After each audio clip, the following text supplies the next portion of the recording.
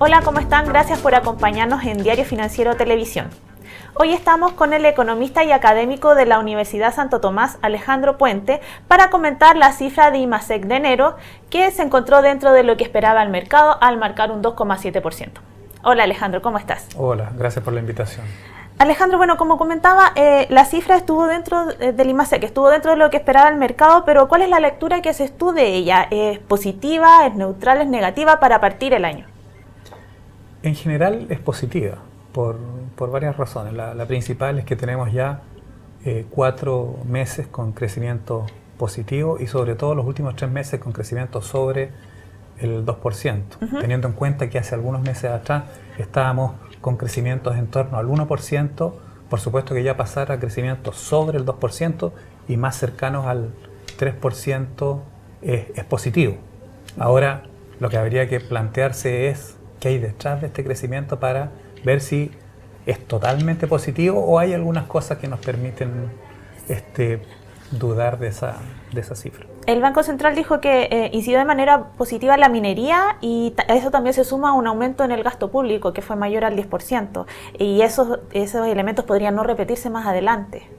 Sí, probablemente en el caso del dato de minería no tengamos registros tan buenos en el futuro, porque lo que está detrás de esto son algunos factores puntuales, que la base de comparación esencialmente era muy baja, además que una de las razones que se arguye es que la ley del mineral mejoró, y la verdad es que no sabemos exactamente qué hay detrás de esa afirmación. Pueden ser, por ejemplo, mayores inversiones que nos lleven a tener mejor ley del mineral en las minas que se están explotando, o puede ser que las vetas circunstancialmente que se están explotando tienen mejor ley. Entonces, en la medida que no sabemos eso, no podemos afirmar que esto va a permanecer en el tiempo. Y como hay otros factores que son puntuales, como un paro portuario, alguna paralización de algunas obras, en realidad no debiésemos esperar que se repitan registros tan positivos. En cambio, en el caso del gasto fiscal, bueno, el presupuesto de este año tiene previsto un incremento real de aproximadamente un 9%.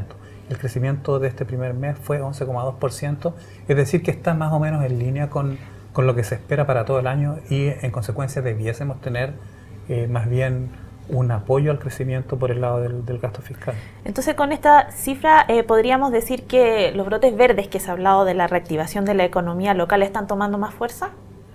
Hay algunos elementos que permiten ser optimistas, es decir, en alguna medida lo que está pasando en minería, por supuesto que es positivo. También es bueno el efecto positivo que tiene en una situación cíclica desfavorable el gasto fiscal. Sin embargo, hay que tener en cuenta otro de los elementos que entregó el Banco Central en su boletín de hoy, y es, por ejemplo, que el comercio mayorista sigue más bien contrarrestando estos efectos positivos que mencionábamos. Y lo que está detrás de esto lo podemos ver, por ejemplo, en el comportamiento de las importaciones, que ha estado débil tanto en importación de bienes durables como en el caso de los bienes de capital, y también en el comportamiento de los indicadores de confianza, tanto de los consumidores como de los empresarios, que de hecho ayer salió el dato de los empresarios que retrocede un poco, es decir, pasa a una situación más negativa, y el de los consumidores que se ha mantenido en terreno también pesimista.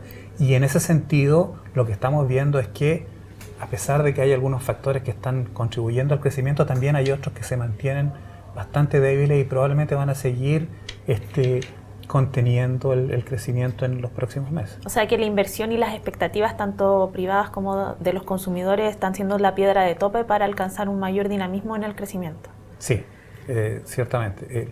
El menor crecimiento de las ventas mayoristas, si no hubiese estado presente, probablemente hubiésemos tenido un registro incluso más cerca del 4%, que es aproximadamente lo que se estima como crecimiento potencial o tendencial de la economía chilena. Esto para ahora, pero ¿qué se puede esperar para los próximos meses en términos de actividad?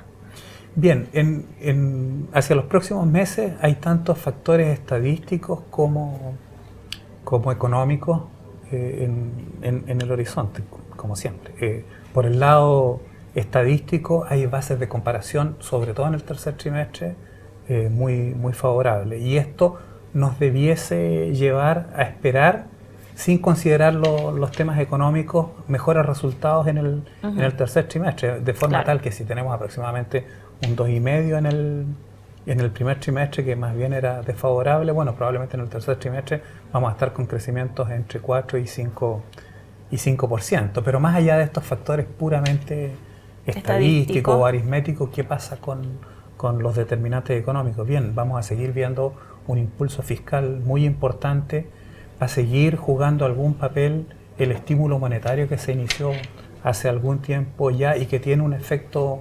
rezagado, y vamos a seguir esperando alguna mejora en las expectativas. Y la expectativa está asociada esencialmente con el comportamiento del empleo y de los salarios. El comportamiento del empleo probablemente vamos a tener algún deterioro, pero muy marginal, estimo yo, y los salarios siguen creciendo a un cierto ritmo. Por lo tanto, salvo que tengamos una situación inflacionaria que permanece muy fuerte en el futuro, debiésemos esperar alguna mejora en las expectativas de los consumidores. De los empresarios, bueno, esto depende mucho de un conjunto de factores, no solamente locales, sino que internacionales. Claro. Por ejemplo, la caída de las expectativas de los empresarios del último mes estuvo en gran medida explicado por una caída del componente minero.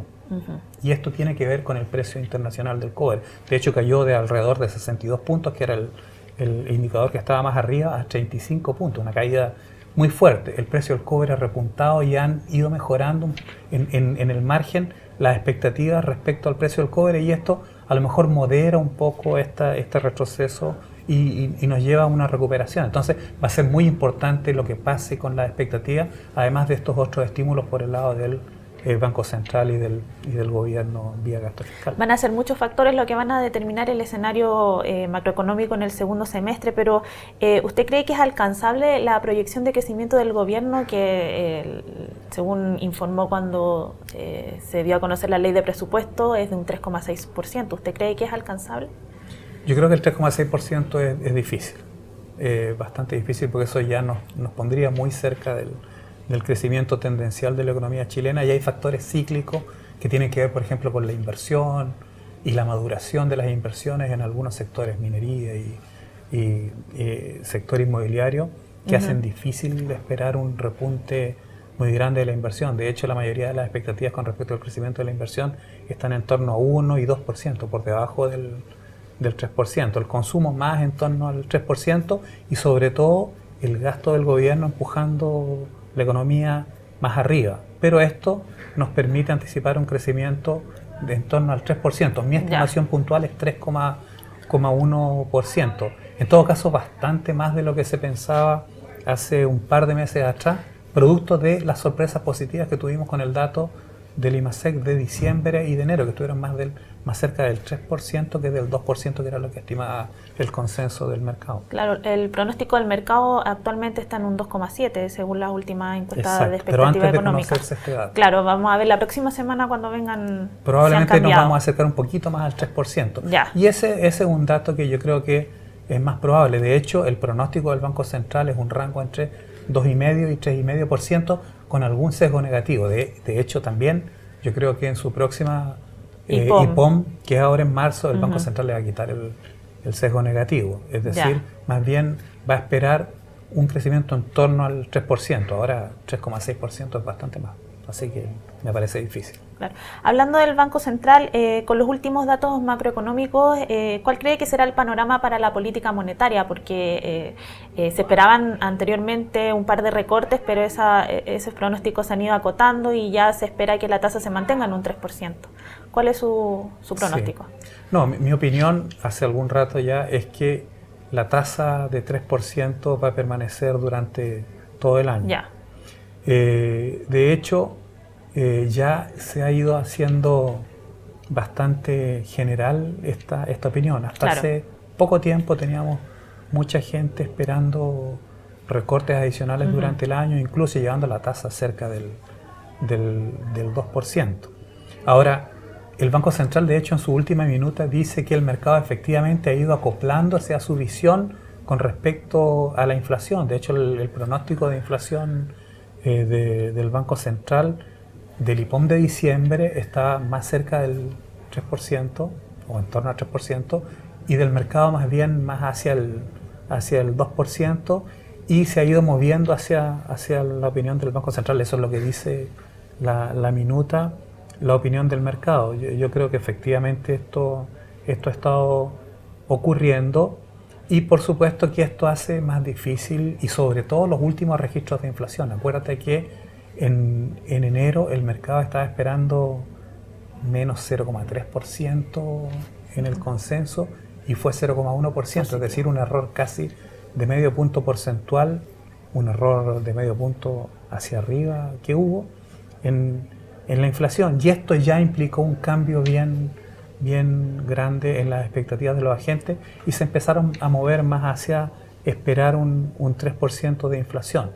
Pero no solo eso, si nos vamos un poquito más allá de los datos solo de inflación global, sino que vemos también los indicadores de inflación subyacente, tenemos que en el caso de la inflación sin alimentos y energía, esta fue de 0,7%, y en los otros dos indicadores de inflación subyacente, IPCX y IPCX1, que también excluyen algunos elementos volátiles, fue 0,6%.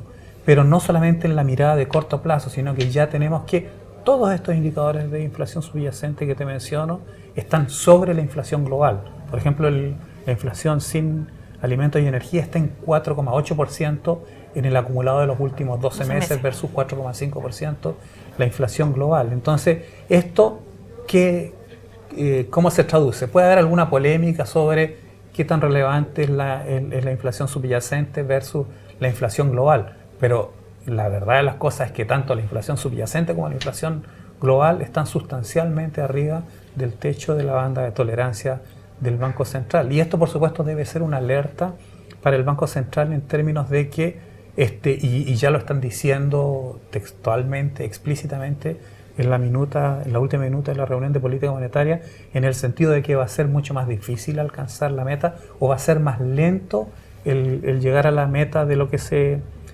había pensado. Entonces, si esa es tu evaluación, probablemente vas a ser prudente a la hora de tener una política monetaria más estimulativa, es decir, reducir la tasa de interés de política.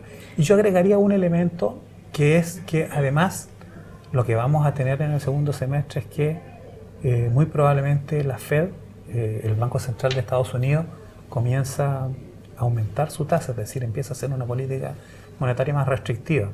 Es cierto que Chile, teniendo tipo de cambio flexible, tiene cierta autonomía para conducir una política monetaria diferente. Pero igual va a tener un impacto. Pero hay límites para esa política monetaria independiente. Uno de esos impactos es que probablemente se va a depreciar el tipo de cambio. Otro aspecto que es positivo respecto a lo que estamos esperando sobre crecimiento económico. Un tipo de cambio más depreciado también ayuda a estimular la demanda externa. Pero limita en términos de política monetaria. Pero limita en términos de política monetaria, porque tiene impacto sobre la inflación. Y al final lo que importa es el tipo de cambio real desde el punto de vista de promover las exportaciones. En ese sentido, el Banco Central es muy probable que siga observando con mucho detenimiento lo que va a ocurrir con la inflación en los próximos meses, con el crecimiento, pero particularmente con la inflación, para tomar cualquier decisión, ya sea de mover la tasa o incluso ponerle algún sesgo. Y yo iría un poco más allá que muchos.